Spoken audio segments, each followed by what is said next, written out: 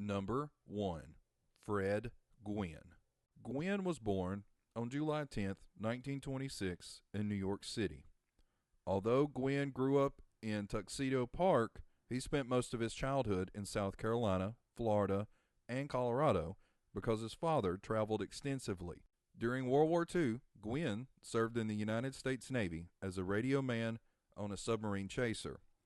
In the 40s, Gwynne was a summertime swimming instructor at the Duxbury Yacht Club pool in Duxbury, Massachusetts. He later studied art under the GI Bill before attending Harvard, where he was affiliated with the Adams House, graduating in 1951. To support himself, Gwynne worked as a copywriter for J. Walter Thompson. He resigned in 1952 upon being cast in his first Broadway role, a gangster, in a comedy called Miss McThing, starring Helen Hayes. Another early role was a New York City drama company production at City Center of Shakespeare's Love, Laborers Lost in 1953 in the role of Dull. In 1954, he made his first cinematic appearance playing, in an uncredited role, Slim, in the Oscar-winning film On the Waterfront. Gwynne was 6'5", an attribute that contributed to his being cast as Herman Monster, a goofy parody of Frankenstein's monster in the sitcom The Monsters. Gwynne was known for his sense of humor and retained fond recollections of Herman, saying in later life, "I might as well tell you the truth. I loved old Herman Monster. Much as I try not to, I can't stop liking that." A talented vocalist, Gwynne sang in a Hallmark Hall of Fame television production, The Littlest Angel, in 1969, and went on to perform in a variety of roles on stage and screen. In 1974, drawing upon his own Southern roots, he appeared in the role of Big Daddy Pollitt in the Broadway revival of Cat on a Hot Tin Roof.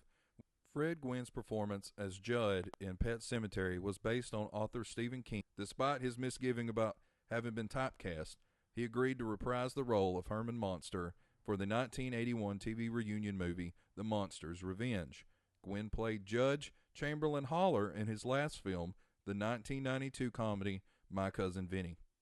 Fred Gwynne passed away from complications from pancreatic cancer in his cigar room in his hometown, Taneytown, Maryland, on July 2nd, 1993, 8 days short of his 67th birthday.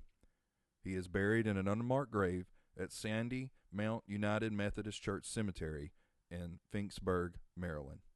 Number 2. Frank Zappa. Zappa was born on December 21st, 1940 in Baltimore, Maryland. The family moved often because his father, a chemist and a mathematician, worked in the defense industry. After a time in Florida in the 1940s, the family returned to Maryland, where Zappa's father worked on the Edgewood Arsenal Chemical Warfare Facility of the Aberdeen Proving Ground run by the U.S. Army.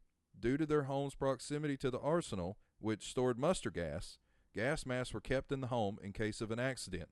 This living arrangement had a profound effect on Zappa, and references to germs, germ warfare, ailments, and defense industry occur frequently throughout his work. Zappa joined his first band at Mission Bay High School in San Diego as a drummer.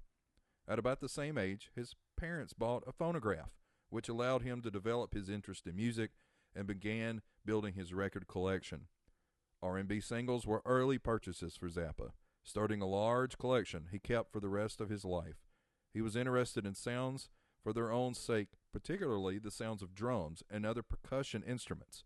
Zappa's interest in composing and arranging flourished in his high school years. By his final year, he was writing, arranging, and conducting avant-garde performance pieces for the school orchestra.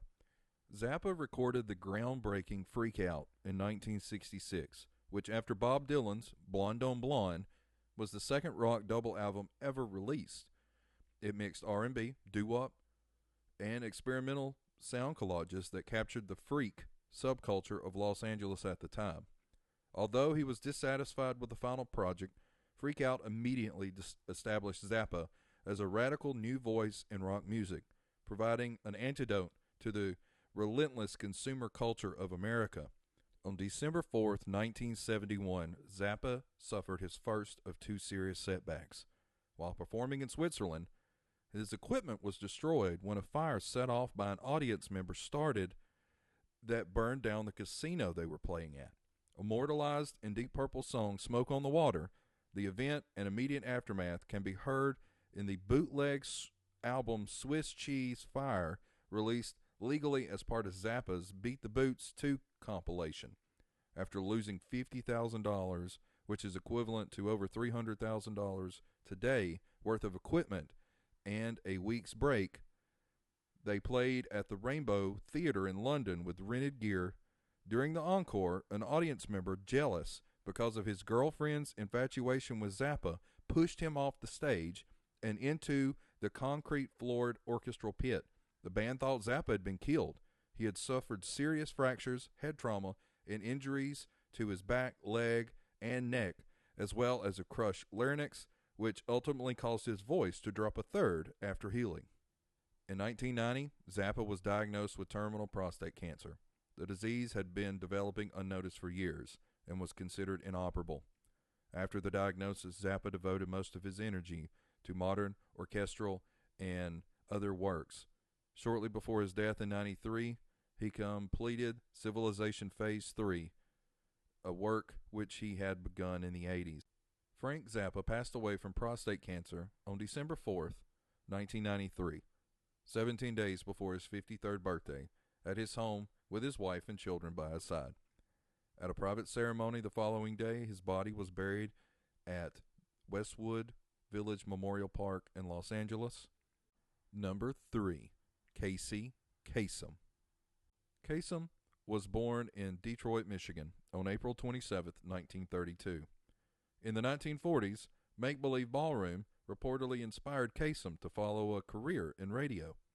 Kasem received his first experience in radio covering sports at Northwestern High School in Detroit.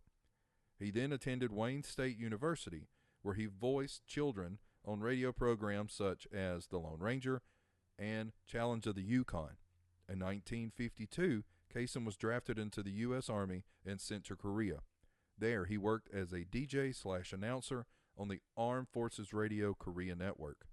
After the war, Kasem began his professional broadcasting career in Flint, Michigan, later working in Detroit as a disc jockey, then to Buffalo, New York, and a station in Cleveland, then before moving to California.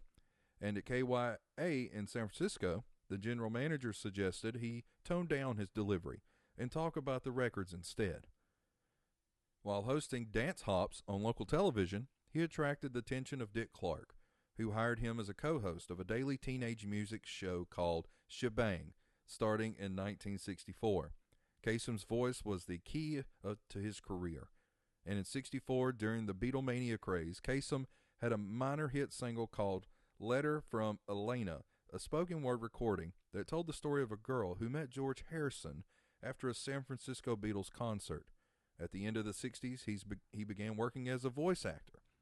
In 1969, he starred in one of his most famous roles, the voice of Shaggy on Scooby-Doo, Where Are You? On July 4th, 1970, Kasem, along with Don Busney, Tom Rounds, and Ron Jacobs, launched the weekly radio program America Top 40.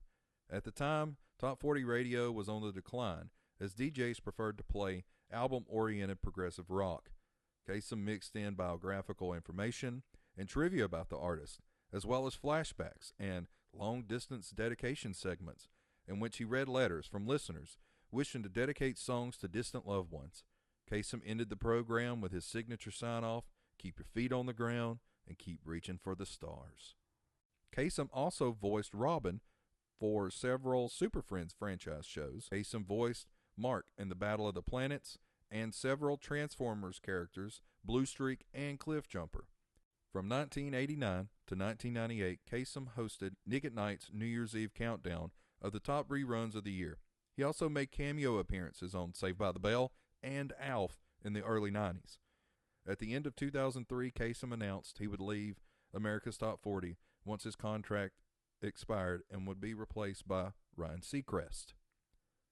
In October of 2013, Carrie Kasem announced her father had Parkinson's disease, diagnosed in 2007.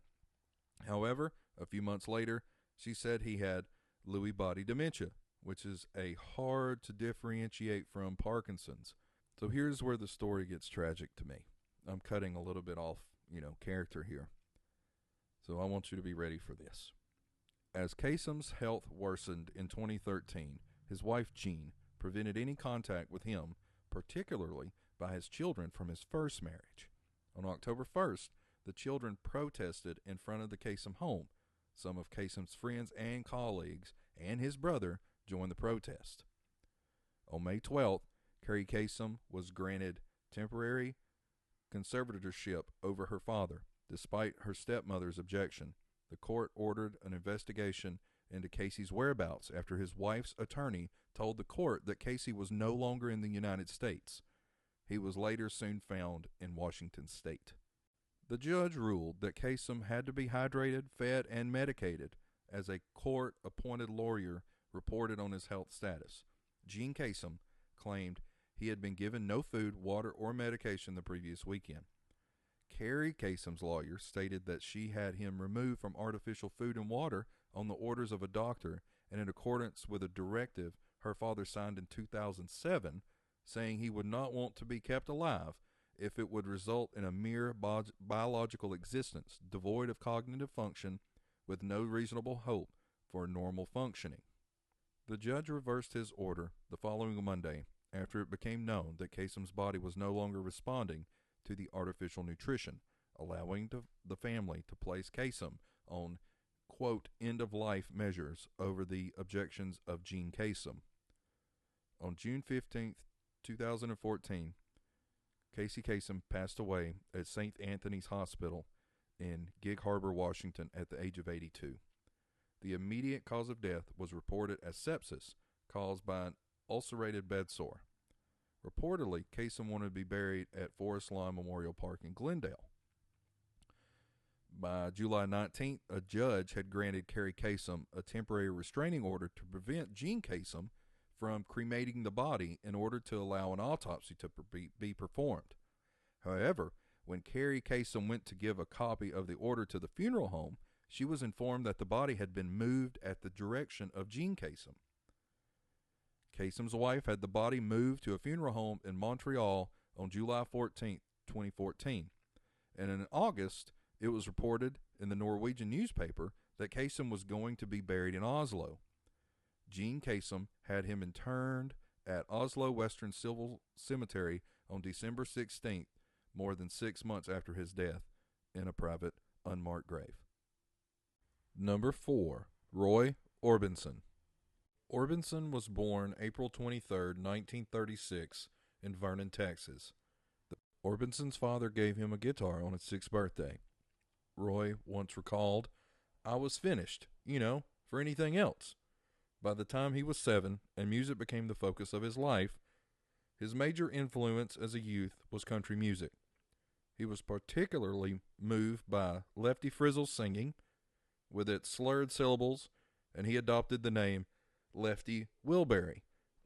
Orbison really developed an image that did not reflect his personality. He had no publicist in the early 1960s, therefore he had little presence in fan magazines, and his single sleeves did not feature his picture.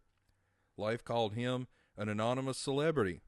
Orbison was very shy and suffered from severe stage fright, wherein sunglasses helped him hide somewhat.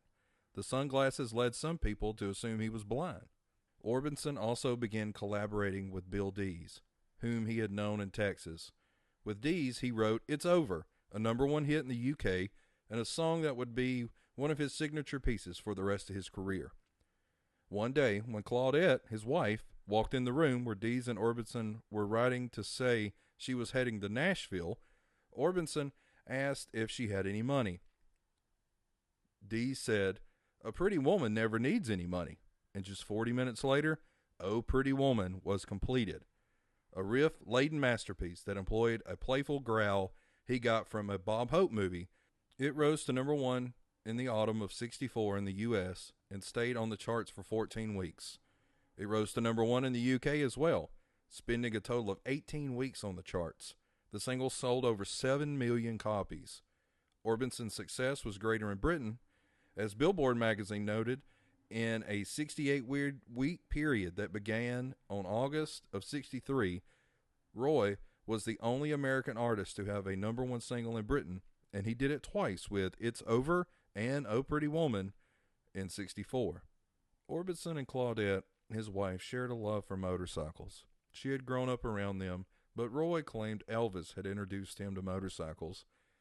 And on June 6, 1966, when Orbison and Claudette were riding home from Bristol, Tennessee, she struck the door of a pickup truck which had pulled out in front of her on South Walter Avenue in Gallatin, Tennessee, and she died instantly. In 1977, Orbison was not feeling well and decided to spend the winter in Hawaii. He checked into a hospital there where testing discovered that he had a severely obstructed coronary artery. He underwent a triple coronary bypass in January of 78. He had suffered from ulcers since 60 and had been a heavy smoker since his adolescence. Also in 1987, Orbison was inducted into the Nashville Songwriters Hall of Fame and was initiated into the Rock and Roll Hall of Fame by Bruce Springsteen, who concluded his speech with a reference to his own album, Born to Run. I wanted a record with words like Bob Dylan that sounded like Phil Spector, but most of all, I wanted to sing like Roy Orbison. Now everyone knows that no one sings like Roy Orbison. Orbison performed at the Front Row Theater in Highland Heights, Ohio on December 4th, 1988. Exhausted from the show, he returned to his home in Hendersonville to rest for several days before flying to London to film 2 more videos for the Traveling Wilburys. On December 6th of 88, he spent the day flying model airplanes with his bus driver and friend Benny Birchfield and ate dinner at Birchfield's home in Hendersonville. Later that day, Orbison passed away of a heart attack at the age of 52 at his mother's house.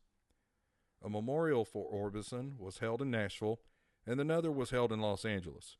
He was buried at Westwood Village Memorial Park Cemetery in an unmarked grave. Number 5. Steve Jobs. Born in San Francisco, California, and then put up for adoption, Steve was raised in the Bay Area.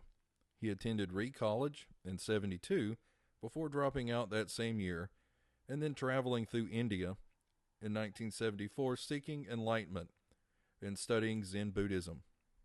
Jobs and Wozniak co-founded Apple in 1976 to help sell Wozniak's Apple I personal computer.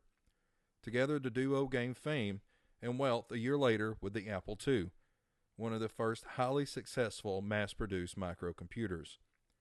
Jobs saw the commercial potential of the Xerox Alto in 79, which was mouse-driven and had a graphical user interface.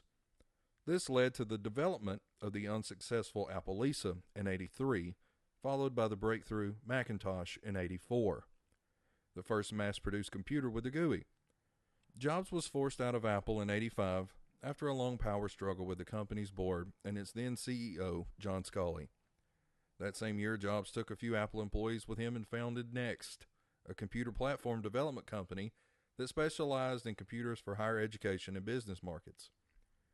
In addition, he helped to develop the visual effects industry when he founded the computer graphics division of George Lucas's Lucasfilm in 86. The new company was Pixar, which produced the first 3D computer animated film, Toy Story, in 1995, and went on to become a major animation studio, producing over 20 films since then. Jobs became the CEO of Apple again in 1997, following his company's acquisition of Next. He was largely responsible for helping revive Apple, which had been on the verge of bankruptcy. He worked closely with designer Johnny Ive to develop a line of products that had a larger cultural ramifications, beginning in 97 with the Think Different advertising campaign and leading to the iMac, iTunes, iTunes Store, Apple Store, the iPod, the iPhone, the App Store, and the iPad. In 2001, the original Mac OS was replaced with a completely new Mac OS X, now known as Mac OS, based on Next Step platform, giving the OS a modern Unix-based platform for the first time. Jobs was diagnosed with a pancreatic tumor in 2003. Steve Jobs passed away of respiratory arrest related to the tumor at the age of 56 on October 5th, 2011. And he is also buried in an unmarked grave. All right, that's the end of the video of top unmarked graves. If there's any that I missed, feel free to let me know in the comments. Thank you guys for watching whatever we call these things, because they take time to put together and they take time to edit, and I cannot thank you guys enough for making them as popular as you do, and I'm glad you enjoy the content.